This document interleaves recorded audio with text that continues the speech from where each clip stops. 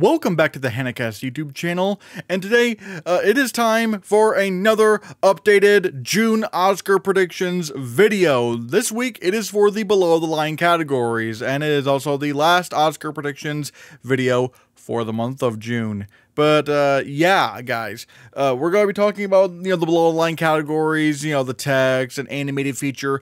Probably not international feature because it's kind of hard to figure out what else is going to be coming around. So we'll probably put like a footnote on that.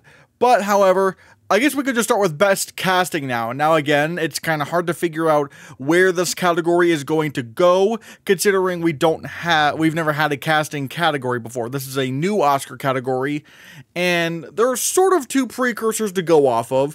One is the BAFTA for best casting, but the issue with that is that, like, for the past number of years, there was a jury for the casting category. Actually, no, I think the jury still nominates the casting category. But however, it also tends to lean more towards British stuff. So again, it's kind of hard to figure out what would go on in terms of the casting category at the Oscars without that kind of British sway to it. Like, maybe Conclave wouldn't have gotten in, I'm not sure. And also we have the Artios Awards, which is a casting directors award show, sort of like the Visual Effects Society and stuff like that. Here it's mainly for the casting directors, although there are a bunch of different categories for, like, micro budget films, indie films, mid-budget films, big budget films. But still, looking at the winners for some of those is pretty interesting because you do start to see some patterns. Like, they will give wins sometimes to movies where they cast real-life people. Like, for example, I think big-budget drama this year went to A Complete Unknown. And then but then there's other interesting anecdotes where they'll sometimes go for movies that cast, like, very well-known characters. Like Wicked won Best Casting in a big-budget comedy, and I think a few years before that, big-budget drama casting, I think it was drama casting, actually went with West Side Story. So, again, pretty interesting stuff to think about. And also, another thing that I noticed, they like it when you cast kids. I think for, like, big budget comedy a couple years ago, they gave the award to Are You There, God, It's Me, Margaret. And then the year before that, they went with Matilda the Musical. They like it when you cast a bunch of kids in movies. So I just find that to be pretty interesting. Now, granted, finding a movie with kids is kind of hard. Now, I guess maybe one could argue Wicked for good, but however, like, that's like Dorothy's probably, like, one of the only major characters you have to cast because everyone's already been cast. And I don't think the casting directors are just gonna go, oh, well, yeah, we weren't able to nominate Wicked last time for casting, so we will just do it now. I don't know. I feel like that doesn't really sound like something that the casting directors would do. It sounds like someone who isn't in casting would do, where it's like, where they're kind of giving, like, an IOU kind of nomination, and usually they don't do IOU stuff in the below the line categories. So I don't really know what to do there.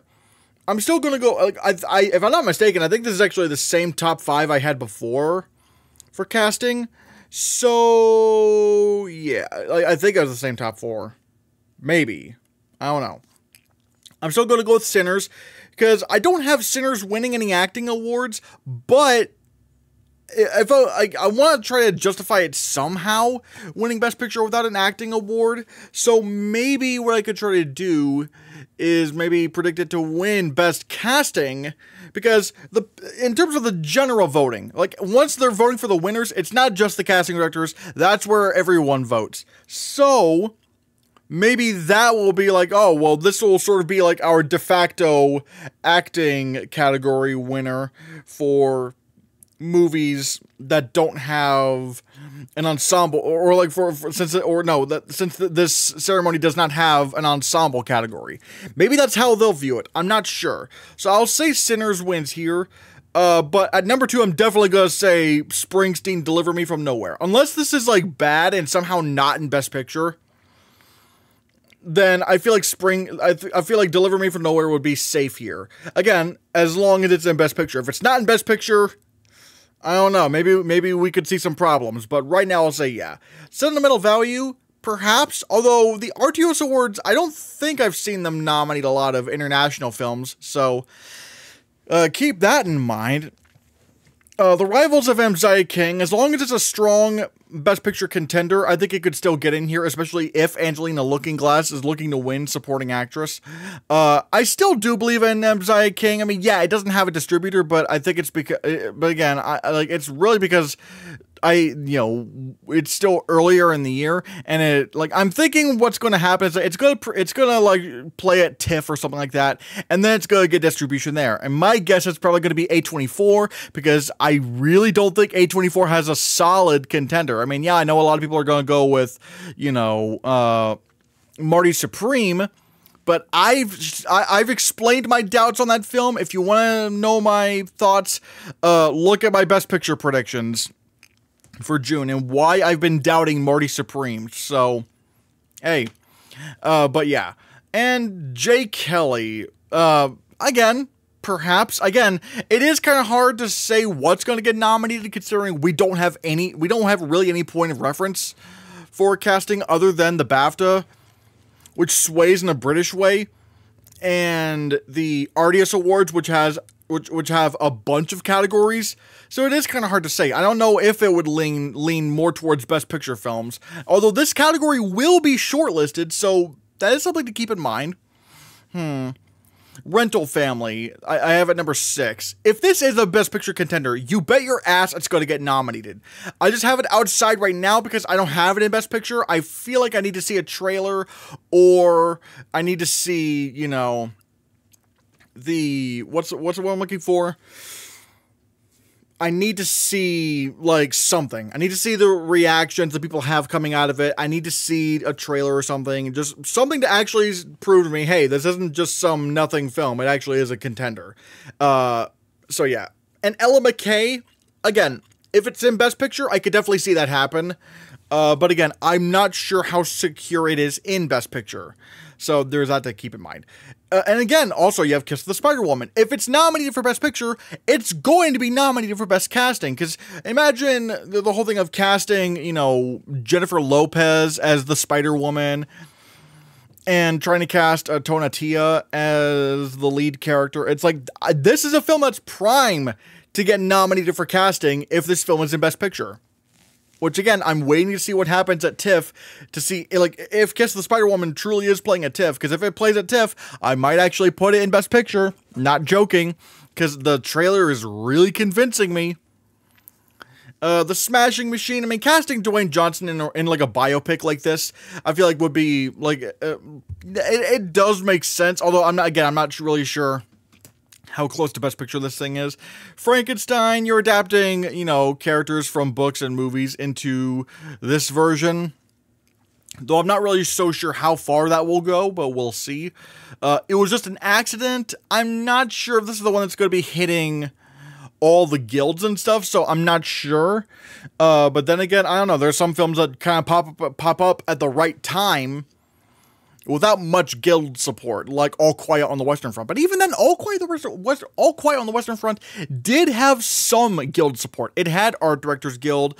It had the Eddie Awards. It had the the Cinema Audio Society. So I don't know, I don't know. But even then, it's like, It Was Just an Accident. It's not really going to be much of a below the line player in general. So yeah. Bugonia, as far from what I was researching, I don't think Yorgos Lanthimos films get nominated at the Artios Awards. I don't think they like his movies very much. So there's that to keep in mind. The Secret Agent. Again, if it's a bigger Best Picture contender, maybe. But again, international films tend to have a problem with tend to have, issues getting into the Artios Awards. So I'm not so sure what to make of that. Then you have No Other Choice, same reasons. And Lee, again, biopic, it's kind of interesting. Wicked for Good, I've kind of shown my reasons as to why I'm not sure if this would get into casting, because most of the casting was already done in the first film, and I don't think the casting branch is just gonna go, oh yeah, well, we'll nominate this because we weren't able to nominate it last time. I don't think they're, I just don't think people in the below the line categories are going to think like that. One battle after another. I don't know. Other than having like big names, I'm not really sure what the draw is with the casting. Sound of Falling. I don't know. Wake Up Dead Man. I don't know. After the Hunt.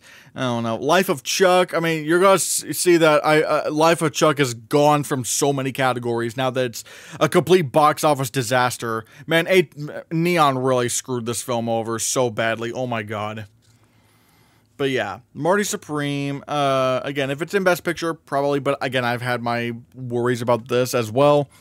Hamnet, Ballad of a Small Player, Avatar, Fire and Ash.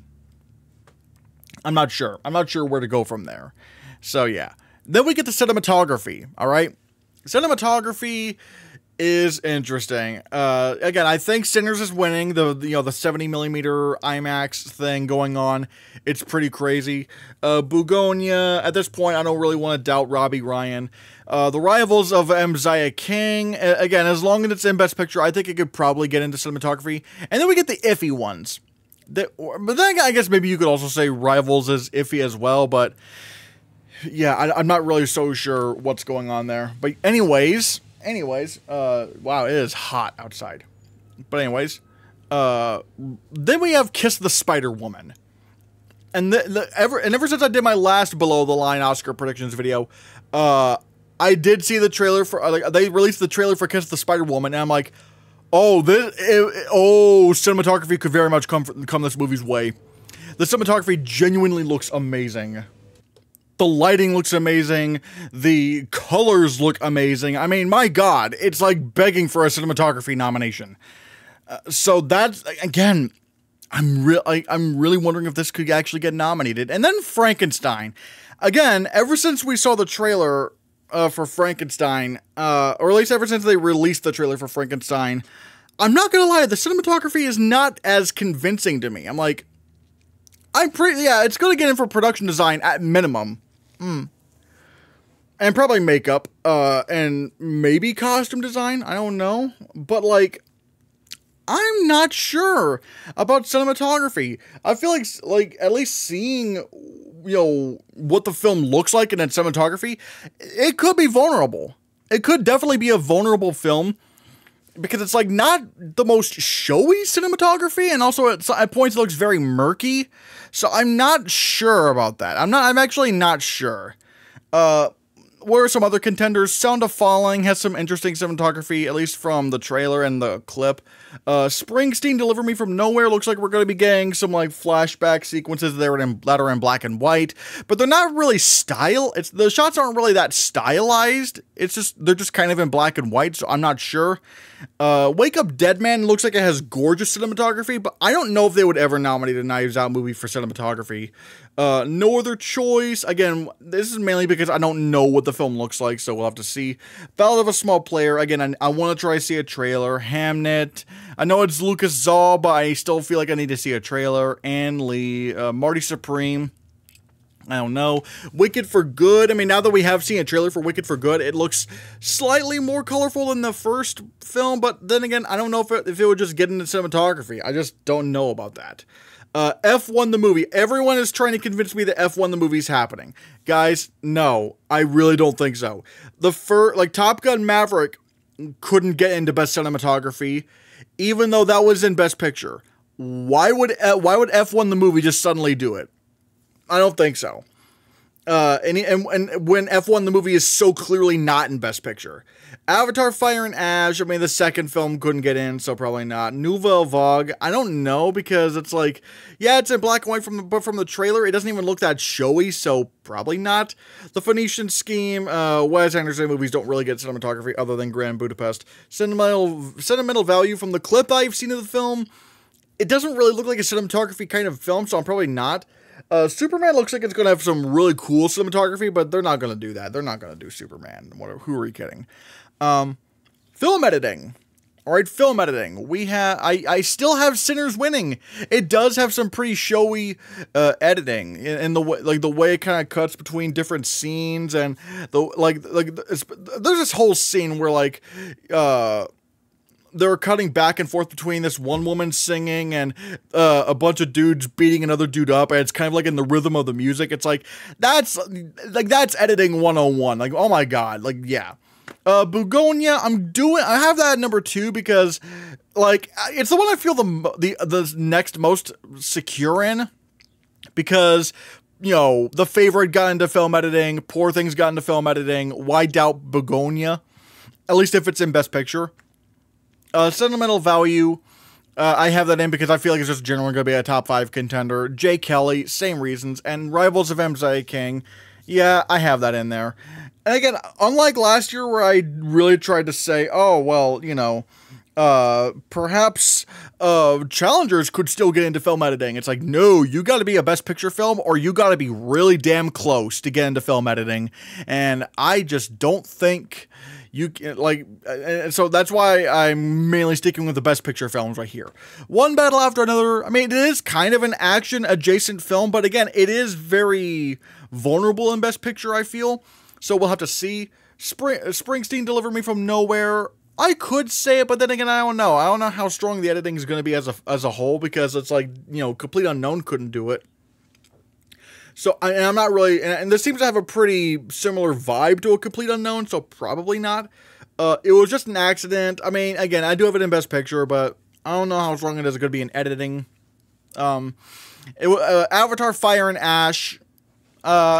Again, the second one didn't really come close. It didn't even get the Eddie Award, so probably not. And then Ella McKay. No, Is This Thing On? Because that's the last Best Picture film. Again, I have that in the top 10 just because it's in Best Picture, so who knows. Ella McKay, maybe. If there's like some... I know it's like a political film, so I'm wondering if there's like kind of like, you know, political like montages and stuff. So maybe, but again, only if it's really in Best Picture. Kiss of the Spider-Woman, again, if I do end up predicting Kiss of the Spider-Woman in Best Picture, you bet your ass I am going to predict this for film editing. Are you kidding me? This is the exact kind of film that if it is in Best Picture, it would get like all the tech nominations, practically all the tech nominations. Ballad of a Small Player, again, I'm not sure. I'm not sure how much of an editing movie it is. Wicked for Good, obviously, I want to say if it's in Best Picture, sure, but then again, I don't know. There is a sequel bias. You know, Dune 2 couldn't get into film editing, so who knows? After the Hunt, I mean, I don't know. Again, I'm just very skeptical of Luca Guadagnino films in general, so yeah. Okay, yeah, I'm gonna have to turn on all of my air conditioners and stuff, as you can probably hear right now, because I shit you not, it is 100 degrees in my room right now. Yes, my air conditioner says 98 degrees, but keep in mind, that's where the cold air is blowing. So, yeah, no, I'm not gonna die for this channel. Sorry, those of you who wanted me to. But still, anyways, let's move on. Yeah, I'm trying to see what else. Like, Marty Supreme could happen if it's in Best Picture, but again, I've always had my doubts about Marty Supreme. This Frankenstein, I don't know. I mean, like, even Nightmare Alley didn't get into film editing, so it's like and this film is like way less likely to get into Best Picture. So, Then there's The Smashing Machine. It is a boxing film. It is a sports film. Those tend to do well. But then again, I don't know. Again, it's just not that close to Best Picture, I don't think. And so I'm probably thinking no. F1 the movie. I know a lot of people are saying, it's got to get film editing. Not if it's not in Best Picture. No, or at least not if it's not top 15 in Best Picture, it's not going to get into film editing. But yeah, Tick Tick Boom did not get into film editing, but That was like the only the only one I could think of where it's like, all right, yeah, it's not in Best Picture. I probably wouldn't have been in Best Picture, even in the top 15. Where it got nominated for film editing was like Baby Driver, and yes, this is also a car movie, but I don't care. I really do not think F1 the movie is gonna get nominated. Hell, it's not even getting the same acclaim that Baby Driver did, or had, I should say. So no. Ann Lee, I don't know. A House of Dynamite. That is the Catherine Bigelow film. All right, that's the Catherine Bigelow film, and the fact that it's called A House of Dynamite, it makes me really question that maybe this is not a Best Picture thing at all. Maybe it really is just like commercial fluff. So yeah, Warfare. Probably not. And then Life of Chuck. Again, if it were in Best Picture, yes. But however, the problem is it is just like just a complete and utter disaster at the box office and really just everything right now. So yeah. Production design. All right. This is one where I'm going to move away from Sinners a bit because currently I have Sinners winning too many Oscars. I have it currently winning 10 Oscars, which that already sounds very suspicious, but I don't really have a lot of good options for the other categories. So I'm deviating away from Sinners and putting in Begonia, and which granted, like, if you're winning, you know, production design, you usually win another Oscar, which is why I'm also predicting like Begonia to win adapted screenplay, which then of itself is kind of a weird combo for a film to win adapted screenplay and production design. But again, it's the best option I got right now. I don't know. Because I can't do Sinners. Because, again, for one, that would make 11 wins. I don't think this movie's winning 11 Oscars. And two, it's not a very showy film in terms of production design. It would probably be like the most minimal production design winner I could think of in a long time. And I can't do Frankenstein because it's just absolutely not in Best Picture. And like again, like I know some people are trying to do it. Hell, I would not be surprised if on Award Expert, Frankenstein was like everyone's like, okay, no, most people are predicting Wicked for Good to win, but I'm not predicting Wicked for Good in Best Picture either. But still, like a lot of people are trying to predict Frankenstein for Best Production Design, at least for the win. But again, I just can't do it. I can't do it if I don't have Frankenstein in Best Picture. Like the last time we had, I think if I'm not mistaken, the only two times where we had a non-Best Picture nominee win production design in the expanded Best Picture era were Alice in Wonderland in 2010 and The Great Gatsby in 2013. I think those are the only times, and I'm not especially I'm not willing to bank on Frankenstein, especially now that the Oscars have kind of like leaned more towards their Best Picture nominees more than ever. So yeah, and I can't really do Avatar: Fire and Ash because I do have that in Best Picture, but like the second film didn't even win production design, so I can't really do that. And for Kiss the Spider-Woman, I do think it's going to get, at least right now, I think it's going to get nominated. I mean, the production design looks immaculate. And so, I think it does stand a chance. I think it does stand a chance of production design here. Even if it's not in Best Picture, I think it could still get nominated. But again, I don't have it winning because it's not in Best Picture yet. I will say, if it is in Best Picture, that it could be tempting. It could be tempting to put that in the win for production design. So yeah, Wicked for Good. I just don't think it's going to get all the, even if it were in Best Picture, which I don't have it in Best Picture, I don't think it's going to get all the nominations that the first film had. So this is one where it could miss. And plus, I don't really see a lot of new locations in Wicked for Good. Whereas even in Dune 2, they went to a lot of different locations. So yeah, I'm not that sure about Wicked for Good. Fantastic Four: First Steps looks like it has amazing production design. I'm not sure if it's going to get nominated though. Maybe, but again, like they don't really go for the Marvel films in other categories outside of visual effects that often. But maybe Fantastic Four could be an exception to that, because it is a period film and a sci-fi film, so that could be an interesting combination. Marty Supreme, I've heard, you know, it's a period film, maybe, but we'll have to see. One thing that a movie that I completely forgot was even coming out this year, Dracula, directed by known Predator, Luc Besson. So I've seen the trailer. I don't think it's going to get nominated, but again, there's not a lot of competition, so I think it's worth putting on the list, at least. Mickey 17, it does have very beautiful production design, and maybe it could squeeze in like Passengers, but again, I'm not sure. I'm not really sure.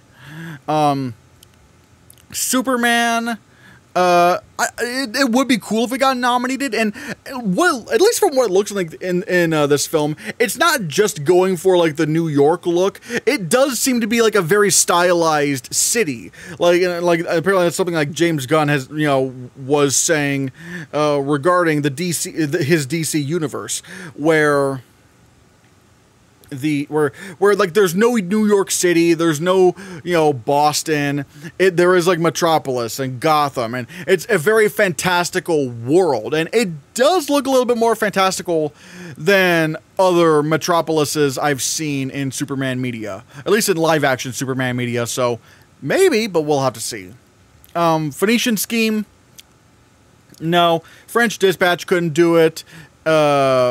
Asteroid City couldn't do it, and now, you know, I think people are really tired of the Wes Anderson thing going on. Hamnet, again, I don't know. We'll have to see. Ann Lee, I don't know. Sound of Falling, Wake Up Dead Man does not really look showy in its production design at all, which is ironic considering the last film was very showy in its production design. No Other Choice, Hedda, Tron Ares, but I don't know. Snow White, Rivals of Amzai King. I don't know. Nothing really stands out to me that much. It might be slim pickings right here. So yeah. Costume design.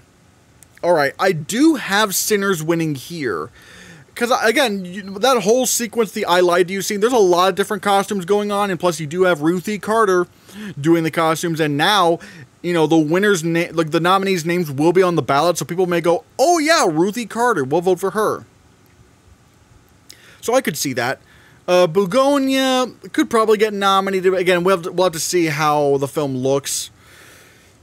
Kiss of the Spider-Woman. I feel even more confident that this could get into costume design than even production design, because like production design, there still is a bit of a tie to Best Picture, but costume design, you can get in if you're not in Best Picture. And I think Kiss of the Spider-Woman looks like it's going to have very flashy costumes, at least from the trailer. So I could do that. Wicked for Good looks like it has some new costumes, so why not? And Frankenstein, sure. What are some other options? Springsteen, Deliver Me From Nowhere, similar to how Oppenheimer and A Complete Unknown got in. I think a lot of it is going to have to do with like the silhouette of the figure, and that. Hold on for a second. Oh my God, there's sirens. But yeah, sometimes it's all about the silhouette of the main figure of the film. And Bruce Springsteen does have a very iconic look to him, so maybe they could nominate it for that. Dracula, again, looking at the trailer, it looks like it has some very impressive costumes. Admittedly, they look a little bit too busy for me in some scenes, like where there's like too much going on in the costumes. But again, I don't know. We'll have to see. But again, there's not a lot of competition, so it's worth putting Dracula on the list, even though the director is a Predator. But still. The Fantastic Four First Steps, again, looks like it has very good costumes. Again, a blend of, you know, period films, like 60s films, and sci-fi. They look like a lot of fun, and it would be actually kind of pleasant to see if this actually got in. Marty Supreme, apparently there's a lot of extras, a lot of characters, so if it's in Best Picture, it could probably get in for that. Ann Lee, I don't know. Actually, we haven't even seen what the costumes look like in the film, so I don't know. Hedda, again, we haven't really seen a single image for the film.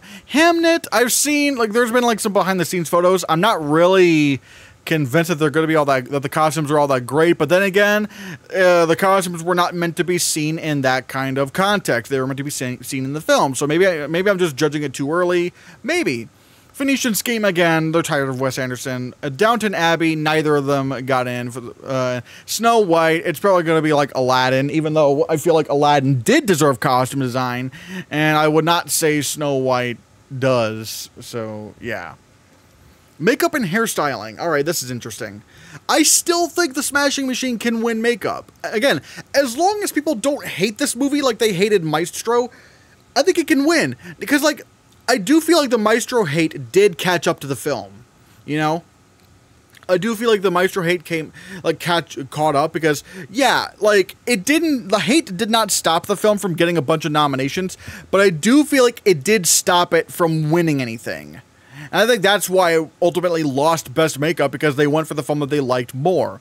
I feel like the people that didn't like Maestro kind of overthrew, like the weight was enough to stop it from getting the win. So as long as Smashing Machine's not that, as long as people like the Smashing Machine, I think it can win makeup. Frankenstein, that's also an interesting contender. Maybe that could happen. I'm not exactly, maybe, but we haven't even seen what the monster looks like, so we'll have to see.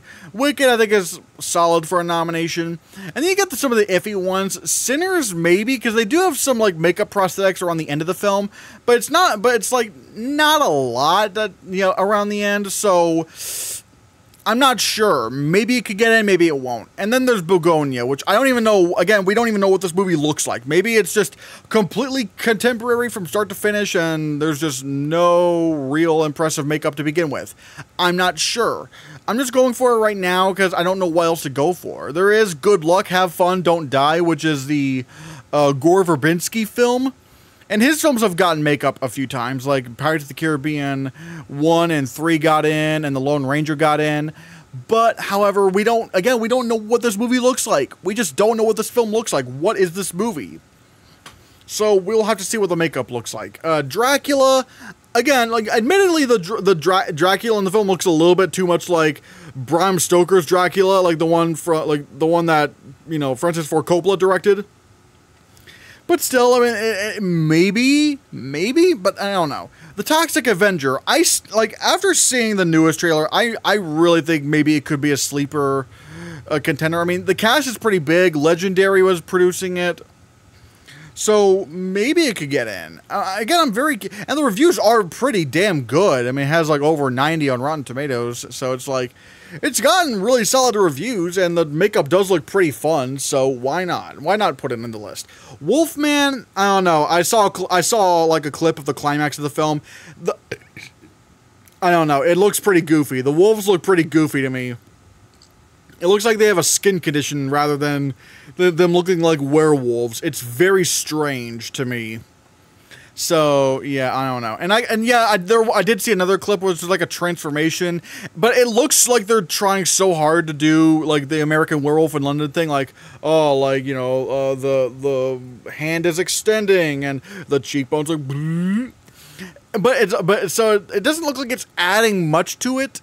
I don't know. Like, if it did like this thing, like, because this isn't in the film, but if it did this thing that I kind of had this idea of, like, what if you did like the whole transformation, but like the camera's kind of slowly spinning, and maybe you have like some hidden cuts, but you just see the whole body transform into the werewolf, and you hide it with those hidden cuts.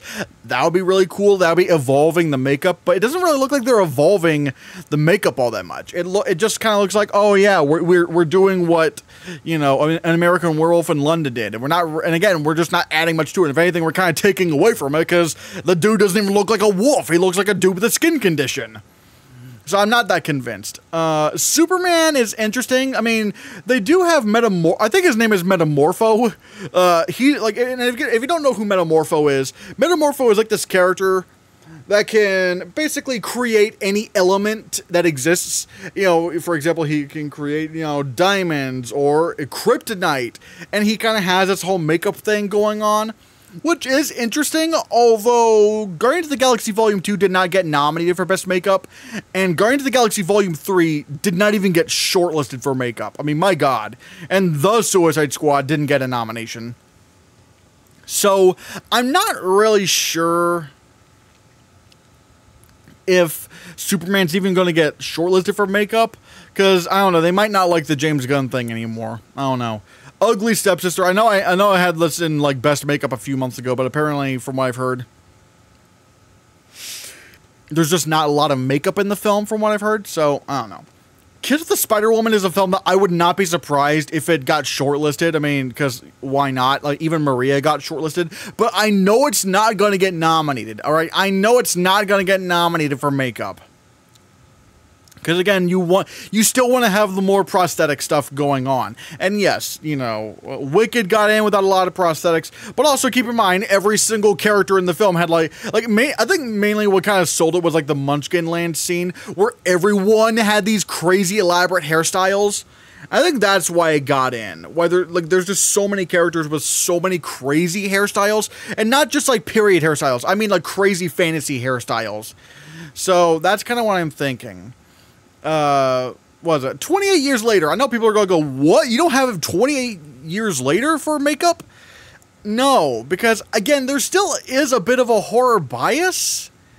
And yes, I know we just had Nosferatu and The Substance in for makeup. But, again, I don't want to just go, oh, well, it happened last year, so clearly it can happen again.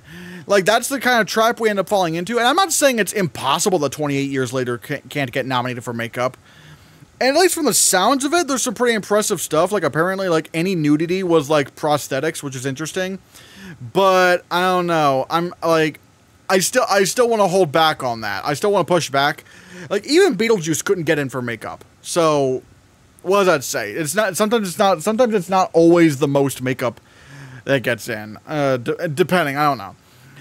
Captain America: Brave New World. I've still yet to see this movie. I know that Tim Blake Nelson is like some sort of makeup thing, but it looks like he's not in the movie that much. I don't think so. I don't know.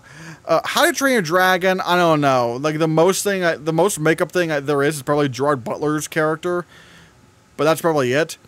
Mother Mary, no, probably not. Ann Lee, no. Springsteen, no. Christy Martin biopic, no. Nothing is really screaming prosthetics to me, so probably none of these. And then we get to Best Visual Effects. Again, as long as Avatar's in Best Picture and there are no other Best Picture or at the very least, as long as Avatar is in Best Picture, or none of the films are in Best Picture, Avatar could be safe for the win. I know it seems impossible, but again, if there is a movie that gets into Best Picture, and that also gets into visual effects, and Avatar is in visual effects but is not nominated for... What the... Oopsies. Okay, we're back. Yeah, but if Avatar Fire and Ash is not nominated for Best Picture, and it is nominated for Best Visual Effects, and it's going up against a Best Picture nominee in visual effects, then I think we should be concerned, because I don't think they would... I still think the Best Picture stat is too strong when it comes to visual effects.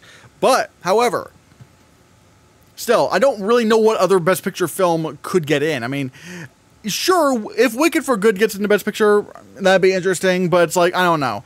I don't think Wicked for Good is getting into Best Picture, so if we are going under this assumption... If none of these films get into Best Picture, Avatar would win, I think. So, yeah. Then we have Wicked for Good. I think that's a safe bet to make. Fantastic Four: First Steps. It's probably the most likely Marvel film to get into visual effects. There's a lot of different characters. I mean, they got Galactus going on, space stuff. Yeah. Superman, again, you know, I am a little bit worried because it is a DC film, and the DC Universe stuff doesn't really get nominated. I mean, granted, this is a new DC Universe, so this is not the same as the old one. So I want to be a little, but still, I want to be a little bit more cautious. I mean, good God, even the Suicide Squad did not get shortlisted for makeup. So what does that tell you about the DC bias going on? But still, I don't like. We'll I'll put it in for now.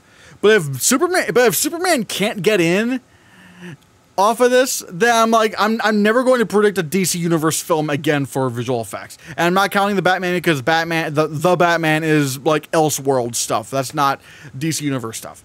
And then I'm still going to go with Mission Impossible: The Final Reckoning. Yes, it's not the most acclaimed Mission Impossible film, but people still like it. It still, I think, made a bit of money. Or the very least, I don't know. I guess I was never going to make money because the budget is $300 million. But still, like, I still think it can get in. I think it's fine. Unlike a lot of people where they're like I don't like, okay, we'll get to some of the other picks here in a bit. I'm still going to say Thunderbolts stands a chance because it's still Marvel, and maybe it could get in via, you know, Mission Impossible or No Time to Die, where it's like, yeah, it's not like typical Marvel visual effects, but it's like still like a bunch of vehicle stuff going on. Maybe Jurassic World Rebirth, the effects do look amazing, better than they ever have before. And it is directed by Gareth Edwards, and they do like nominating movies that are directed by visual effects artists. But again, my problem is that like they've not nominated a single Jurassic Park movie since The Lost World. And granted, they've shortlisted all of them. They've shortlisted all of them. So I will guarantee that Jurassic World Rebirth makes the shortlist, but I don't know about a nomination. I guess it depends on, like, I don't know, because they don't really nominate dinosaurs or dragon stuff anymore, which, again, we'll get to dragons here in a second, but I don't know. The Lost Bus is one I'm very much considering, because they did release a trailer for The Lost Bus, and it does look very fascinating. Like, there's this one shot where this bus is like going through the middle of a burning forest, and that I would not be surprised if almost all that was CGI. Either that or like something along those lines. If a lot of the movies like that, then maybe we could have like a Deepwater Horizon situation where like a lot of the movie is visual effects. But again, it has to have a lot of it. It can't just be like one. I don't think it would be like one scene. I think it has to be like a lot of big dynamic scenes. Tron Ares, I think, will get shortlisted, but they've never nominated Tron. I don't see why they would start nominating the Tron movies. The first one, okay, contrary to popular belief, the first Tron was not disqualified from Best Visual Effects. It was not formally disqualified. It was shortlisted, but the reason why it did not get a nomination was because there was no visual effects branch at the time. The branch wouldn't be established until the Forrest Gump year, 1994. And ultimately, you know, like yeah, before there was a visual effects branch, it was sort of like a miscellaneous, group of people voting for visual effects, like mostly like lighting technicians and engineers and stuff. Just general, craftspeople in film. And they did not want to nominate the first Tron because they thought it would steal their jobs, and they thought that the use of computers in visual effects was cheating, which is very funny. But still, it was not formally disqualified. They just did not want to vote for it out of spite. And then there was Tron Legacy, which had every reason to be nominated for visual effects, but it just didn't. They just did not nominate. They went with Hereafter. So, with the fact that they've just not nominated any Tron movies, and it's like, I can't really go with Tron Ares. I just can't. I can't really go with it. Mickey 17, I mean, maybe it gets shortlisted, maybe it doesn't. That's the one where I'm just like, anything could happen with that one. So yeah. Captain America Brave New World, I don't think it's going to get shortlisted because they've never nominated a Marvel movie that got like actively bad reviews, so probably not. Good Luck, Have Fun, Don't Die. Again, that's the Gore Verbinski film, and the three Pirates of the Caribbean films and The Lone Ranger got nominated for visual effects. Dead Man's Chest actually won Best Visual Effects. But again, I don't know what this movie is. I've not seen a trailer or anything. I don't know what visual effects would be in this film. Once I see a trailer, I'll make a definitive decision as to whether or not I think it's going to get in or if it's not going to get in. But right now, I can't really make that call because there's just no information to go off of. Red Sonja, I don't know. Probably not. Predator Badlands, probably not going to get nominated. I mean, yes, Alien Romulus did get nominated, but it did not get in because of practical effects like a lot of people think. No, there was a whole thing. Like with the visual effects in the film, they were kind of crazy. I think most of it had to do with the climax of the film, where this one ship is getting ready to crash into this planet's rings.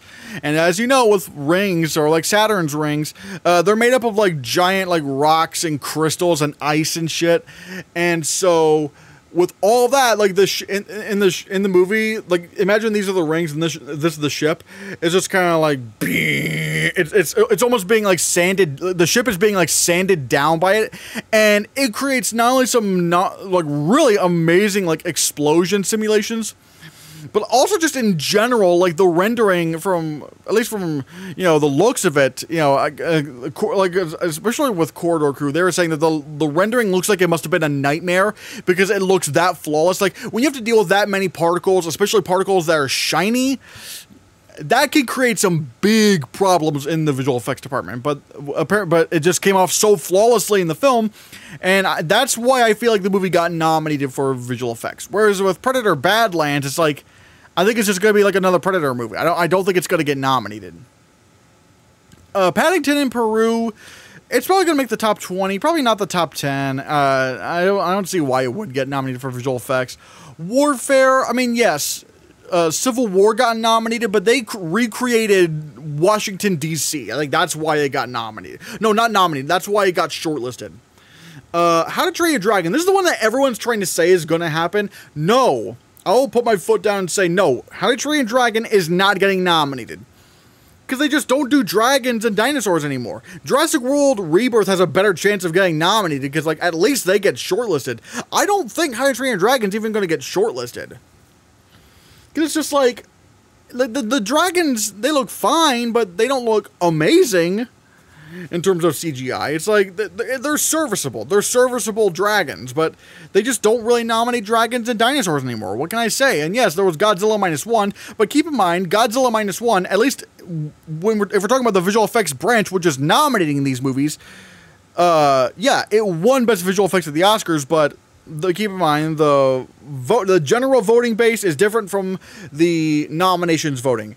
With final voting, it is done by everybody in the Academy. With nominating, it is done by the branches. And when you look at the Visual Effects Society Awards, Godzilla -1 only got nominated for one category, which was Outstanding Animated Character in a Photoreal Feature, which was Godzilla from Godzilla -1. But that lost to Rocket Raccoon for Guardians of the Galaxy Volume 3. So really think about it, all right? Really think about it. Godzilla -1 got nominated for Best Visual Effects at the Oscars, even though it couldn't even win the one category it was nominated for at VES. What does that say to me? That says to me that Godzilla -1 was number 5 to be nominated. It was number 5. Because, like, at least Mission Impossible Dead Reckoning was, like, getting a couple of nominations at VES. I think it was a couple of nominations. But even then, it still got Critics' Choice and BAFTA nominations.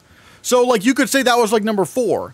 Godzilla -1, I think, was very clearly number 5 to be nominated, and that was a very bad year for visual effects. Keep in mind, that was the year where Dune was pushed, and they didn't even shortlist The Little Mermaid, and didn't even shortlist Dungeons and Dragons: Honor Among Thieves. So many things got so fucked during the shortlists and just movies in general that year when it came to visual effects. It was a complete and utter clusterfuck. So, with that in mind, I don't think this year's going to be as bad as that year. And because of that, I don't think they're going to go with How to Train Your Dragon. I just don't think that, again, they just don't, as a rule, you just don't, I'm just not really going to try to predict a movie with dinosaurs or dragons, unless, let's say, Jurassic World Rebirth gets nominated everywhere and gets like a shit ton of Visual Effects Society nominations. All right, I consider that. I would consider that. But right now, because again, even then, Jurassic World, I think, is just more likely to be nominated than How to Train Your Dragon. The effects just look better in that film.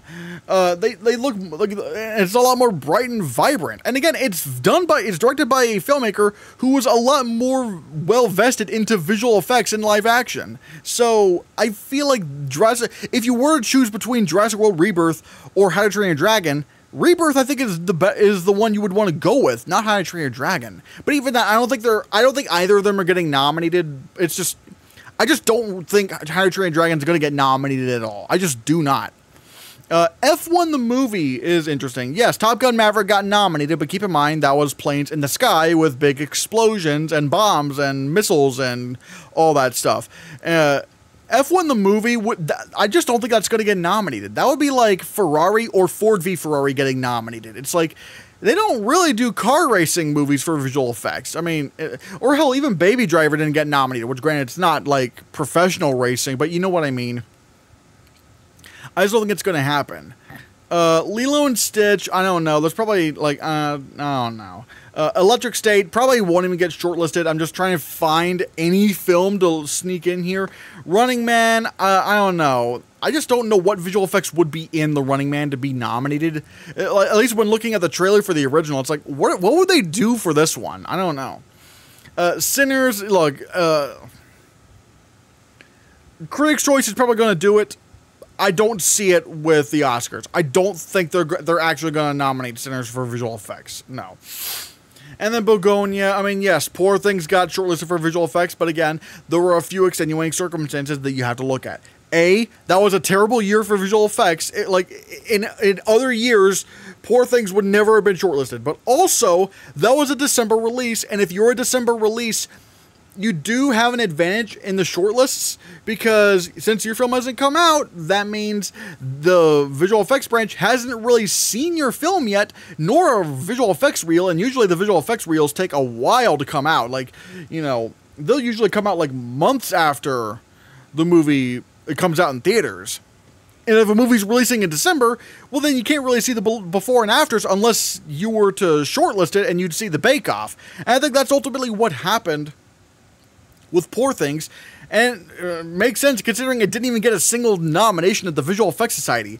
And again, you could see this pattern repeating itself over the years. Same thing happened with Rebel Moon Part 1. Same thing happened with Cats. Same thing happened with Night at the Museum, Secret of the Tomb. Just, like, you can get or hell, even the first Night at the Museum.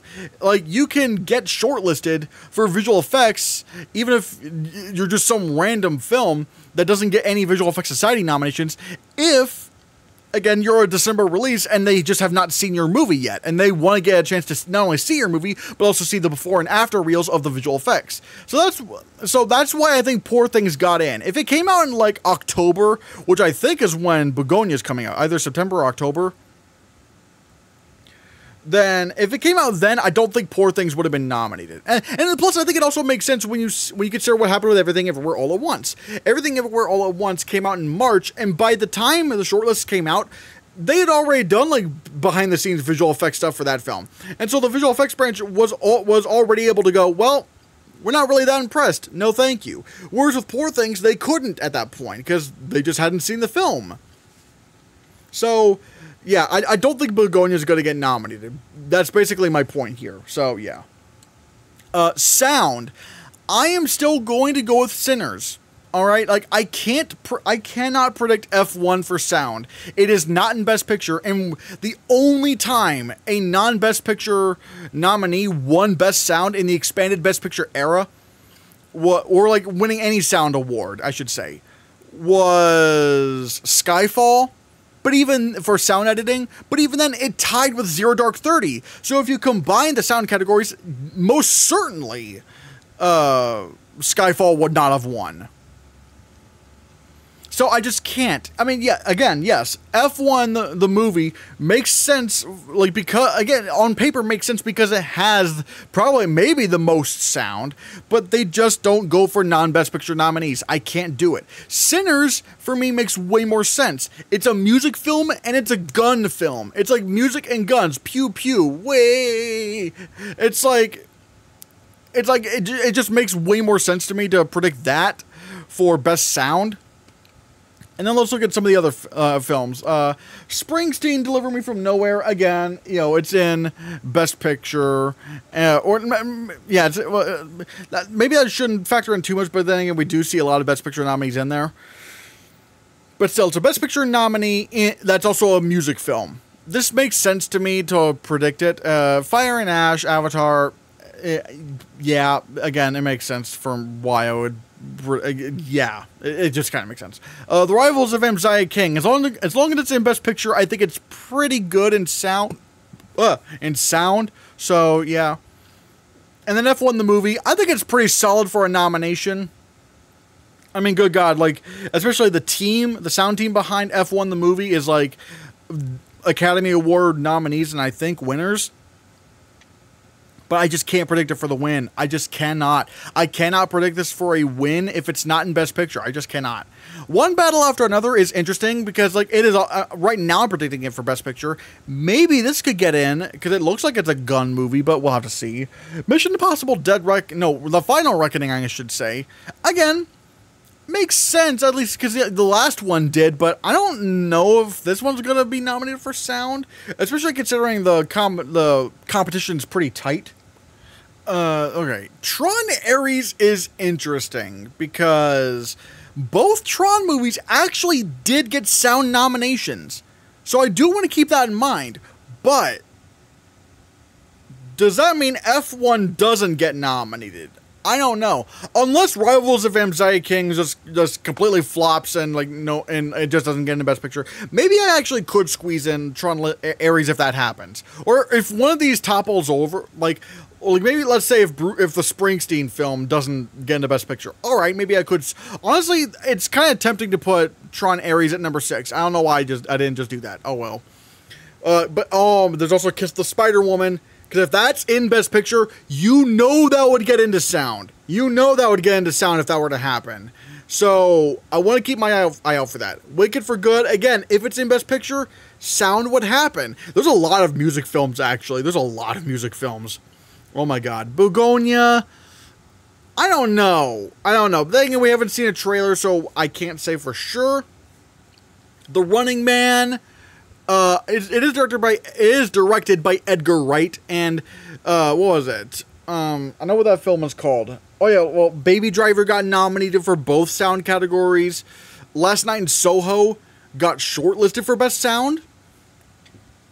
Hey, maybe. Well, let's keep in mind, or at least keep that in the back of our minds. The Lost Bus. I mean, I think Paul Greengrass films tend to get sound nominations quite a bit, but again, I don't know. Frankenstein, I don't know. I don't know. House of Dynamite, I don't know. Thunderbolts, From the World of John Wick, Ballerina, Fantastic Four, First Steps, Jurassic World Rebirth, Warfare, Superman, History of Sound, Mickey 17. I don't know. That last bit was probably like more filler, but yeah, I'm just kind of keeping my options open. But mainly the top 10 is where I'm really focused on. It's probably going to be something in this top 10, probably. So, yeah. Original score. I mean, if there's any Oscar that Sinners would win, it would be score. All right? Like, the score is amazing, is phenomenal. Like Ludwig Göransson's coming for that 3rd Oscar. You bet. The Rivals of Amzaya King. I think, from what I've heard, it does have a score. It could probably get in for that. Who knows? Jay Kelly, there is no composer attached yet, but knowing Noah Baumbach, he's probably going to attach somebody pretty good to get in. Begonia, I don't see any reason to doubt it right now. Sentimental Value, sure, I could see that. One battle after another, I don't know. And also keep in mind, for score, I am prioritizing Best Picture films. I am prioritizing the Best Picture films. I'm tired of falling for it. I'm just like, if there's a Best Picture film, it's probably going to get in. American Fiction got in. Everything Ever All at Once got in. What was it? Even Wicked got in. I predicted Challengers over Wicked, and I feel really stupid for that. And the funny thing is, with last year, they did nominate all the Best Picture films that were on the shortlist. It's just that they had 4 Best Picture films, and then the 5th slot they were able to give to The Wild Robot. So, as a safety precaution, until we see the shortlists, I'm only going to predict Best Picture nominees for score, because that is just the pattern we've seen over the past few years. It's just a safer bet. So yeah, one battle after another. Not sure what kind of score that would have. Avatar Fire and Ash, the 2nd film, didn't get nominated, so probably not. Ballad of a Small Player, I don't know. Rental Family, I don't know what score that film has. Wicked for Good, I mean, if Wicked is in Best Picture, then yeah. Frankenstein, I don't know. Murray Supreme, Life of Chuck, After the Hunt, I don't know. Like, Life of Chuck would make sense if it were in Best Picture, but again, I just can't do that. Ann Lee, F1 the movie. What was it? Yes, Fantastic Four, First Steps, and Superman. I don't know. I don't know right now. So yeah, I want to play it safe with the Best Picture films. So there you go. And then we get to original song, which I Lied to You, I think is gonna win. And yes, you're probably saying that I don't have any. We'll get to the Wicked songs here in a bit. Dear Me, because like you know, Diane Warren's gonna get in somehow. If it's not for Relentless, it's gonna be for Maserati the Brothers or something like that. Like something along those lines. It's like the Diane Warren's gonna shove her way in there. If Bruce Springsteen has a song for Deliver Me From Nowhere, that's gonna get in. Rivals of Mziah King. If there's an original song in that film, then yeah. I guess the last slot's gonna be for like Zootopia 2, because I don't know what the answer is right now. I mean, maybe one could say, I don't know if I can go for Cynthia Erivo or Ariana Grande, because I'm very, very bullish on saying I don't think Wicked's gonna get into Best Picture, because I've been saying I think it's gonna be considered a disappointment. And I don't think adding a couple of new songs is going to change that. I mean, it didn't change Dear Evan Hansen. It didn't change Cats. I'm just like, I don't want to bet on that right now. So I'm going with Zootopia 2, but still. And then there's Dangerous from Sinners. Again, I don't know. But man, if they do bring back the song sequences, wouldn't it be really cool if for I Lied to You, they just like recreated the whole one take sequence? That would be really cool. And then animated feature. Oh my god. Every time I predict animated feature, it just gets more and more messy. Because now, Cannes has gone by, and mind you, the Annecy Film Festival has also gone by. And we've also gotten more trailers and all that stuff. Oh god. So what am I going to do? Okay. The reviews for Elio have come out. They're fine. It's like at an 80-something on Rotten Tomatoes, which is not great for an animated feature, not just winner, but nominee in general. Like, that's not great. Because if you're dipping like 80 or below on Rotten Tomatoes, you're kind of vulnerable if you're a Disney film. Although Elemental still managed to get in, and this year is looking extremely barren for Best Animated Feature. Like, oh my god, there's no competition for this movie. There's no competition for not competition for this movie. There's no competition in this category. There's like no competition. All right, because you're probably wondering, what? You don't have Arco?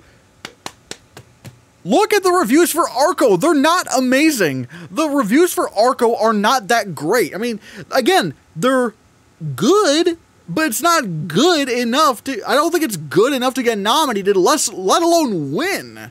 I don't think Arco's going to win. And I don't want to say that it will just because Neon's going to... Because Neon, they're proving with Life of Chuck that they can't just wave their magic wand and get a nomination for everything. Beep. So it's like, it's not that beloved of a film. So, right now for the win, I'm just defaulting to Zootopia 2. I don't know what's going to happen in this category, to be completely honest. I don't know what's happening. Because sequels don't really win Best Animated Feature unless they're Toy Story. But the problem is, there's nothing else. There's nothing else. What else is there? Again, there's Elio, but the reviews are not like top tier Pixar. Oh my god. What happens if Zootopia 2 also gets similar reviews? We're fucked. Cancel the animated film category this year if that happens, because oh my god, it's already looking very, very barren. And I'm still going with In Your Dreams. Yes, like the trailer is kind of weird, but look, again, it's Netflix. They're probably going to get something in. I'm willing to go with this one. Amelie, or The Character of Rain, it does have pretty strong reviews. I don't know if it would win. But again, I don't know. Who knows? Maybe the category is just that barren. But even then, it's like, you know, how I describe it, it's like, with Amelie, it's like, It's the same reason why I was kind of wondering if, like, with the whole thing of Marcel Pagnol for a while, where it's like, if I am going to predict an international animated film for best animated feature for the win, then that would mean it has to get nominated for PGA. If it gets not, if an international animated feature gets nominated at PGA, then it shows it has strength among the normies, because they never nominate the international films. The only two films that did were The Boy and the Heron and Flow, and those ended up winning the Oscar because they were that popular amongst general audiences. So if an international film is going to win Best Animated Feature, I would need to see it show up at PGA. It doesn't have to win, because it's not going to win, but as long as it gets nominated, I'm like, yeah. But again, I don't know. And I'm just going to go with I Am Frankelda. I think that showed at Annecy Film Festival, and there was like a little video, or like some sort of clip or something that came out, or featurette that came out, and I watched the video. It does look really cool. And yes, this is based on a TV show, but I don't know. As long as it's very well received, I think it could get in. It does have a very beautiful art style. The art style is very gorgeous, so maybe it could just get in. Maybe. The Twits, I don't know. Like, I know a lot of people are predicting it, and I can't really blame them, because it's like, the competition is so bad right now, it's kind of hard to figure out what's going on. But again, it's just like I'm looking at, like, the images, and it's like, really? The Twits? It doesn't look very good at all. Like, what is happening? So yeah, I just don't know. The Bad Guys 2, I guess I have to say maybe I could consider it, but if it gets, like, better reviews than the first one, but that would assume, like, it's doing, like a Despicable Me kind of thing right there. So I don't know. There's Scarlet, but it looks like an anime action film, and the Oscars barely nominate anime films in general, unless you're Ghibli. And yes, this is from the same director who did Mirai. I think it's Mamoru Hosoda, but at the same time, he also directed what was that movie called? Suzume, which was fantastic, by the way. I love Suzume, but it was kind of an anime action film, and that did not get nominated for the Oscar, even though it would have deserved it over freaking Elemental. But still, like, Scarlet, it's probably going to be amazing, but it looks like it's going to be an anime action film, and they don't really do that. In Waves, I had this on for a while, but, like, it's just not shown up anywhere. I thought it was coming out at Annecy, but yet it's not. It's like, what? Where is this movie? Where is In Waves? Like, it's just, like, I haven't heard any news regarding this film. I guess Charles Melton is voicing one of the characters for the English dub, but it's like, that's it. There's nothing regarding, like, an American release or anything. Like, I thought it was going to Annecy. I just don't know what's going on. The Twilight World, I think that's from Werner Herzog. Again, I'm throwing my hands up in the air. I don't know what's going on. K-pop Demon Hunters. Okay, this has very strong reviews, and it is on Netflix, but here's the problem. Even if this movie is good enough to be nominated, alright, even if it is good enough to be nominated, there's no chance in hell the Oscars are going to nominate a movie called K-pop Demon Hunters for Best Animated Feature. They didn't do it with the Lego Movie. They didn't do it with the Lego Batman movie. They didn't do it with Teenage Mutant Ninja Turtles Mutant Mayhem. And I know some people are going to go, well, those are IP. It's like, I don't think the IP thing matters. It's just that when they see the title, they think it's just childish stuff. And so when they see something like K-pop Demon Hunters, they're probably going to go, oh, well, that's just like current normie Gen Z stuff. And so, again, even if it does deserve to be nominated, I think the bias alone is just going to come from its name. Like, the whole premise about K-pop stars being demon hunters. Again, which is a shame because it looks really, really good, but I do not buy the Oscars are actually going to nominate that. Savages, the reviews are good, but I don't know. Neja 2, I know a lot of people are defaulting to this, but I'm sorry. I can't do that. Why? Because the only audience that gives any shits over Neja 2 is China. No one else has seen this movie. It did not even make that much money in the US. like, yes, it does have very strong reviews, and yes, it made $2 billion worldwide, but ironically enough, I think that $2 billion came from China, not the, like China, it came from China alone, I think. So it's just like, I just don't think American audiences are just gonna care about Ne Zha 2, because, like, they didn't care about Ne Zha 1, why would they care about the sequel? No. Dogman, I don't know. Fixed, I mean, Fixed is Netflix, but, I mean, again, you look at the picture of the dog with the butthole, and it's like, no, the Oscars are not going to nominate that. Again, it is a barren category. It is so hard to find anything. It's insane. And also, I will say, I called it with Animal Farm. I called Animal Farm being a flop the moment I found out Andy Serkis was directing it. I was like, no. He is a very, very divisive director. His movies do not get very good reviews. They do not. And not only that, the animation studio behind this film was the same studio that did Hit Pig, was it Gnome Alone, and oh yeah, Paws of Fury, The Legend of Hank. It's like, you really think they're going to do Animal Farm justice? Because everyone kept telling me, oh, but Christian, Animal Farm is based on a beloved book. How could that be screwed up?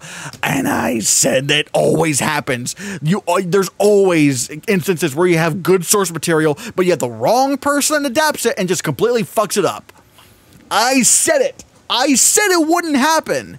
And now look what happened. People completely were like, what? Like, they saw the clip with Seth Rogen as another CGI pig, which this is like the third or fourth time he's done this.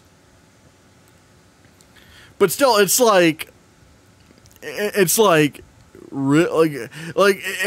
like, oh, I wasn't expecting it to look like this. And then the reviews came out, and it is divisive, and I fucking told you all this would happen. I told you all Animal Farm was not happening in Best Animated Feature because, again, Andy Serkis is not a great director, and the animation studio behind it was very concerning, to say the least. So, yeah, but, like, yeah, I knew that was not happening. Oh. But yeah, that just means that and also the Magnificent, I think in the US it's just going to be called A Magnificent Life. A Magnificent Life is not happening. Nope. Reviews are fine. They're not amazing. So, yeah. It's just gone. Poof, it's gone. It's not getting nominated. So, like, I expect this list to shrink even more as the year goes by, because I don't know, like, literally nothing is happening. Like, what is going on here? And those are my Oscar predictions for June for the below the line categories. Again, it is extremely hot in my room. Now, I'm going to pass the question off to you. What are your below-the-line Oscar predictions for June? Let me know in the comments below what you think. Thank you guys so much for watching. And be sure you hit that subscribe button, because if you don't, you're going to be put into a farm with all the other animals. Oink, oink.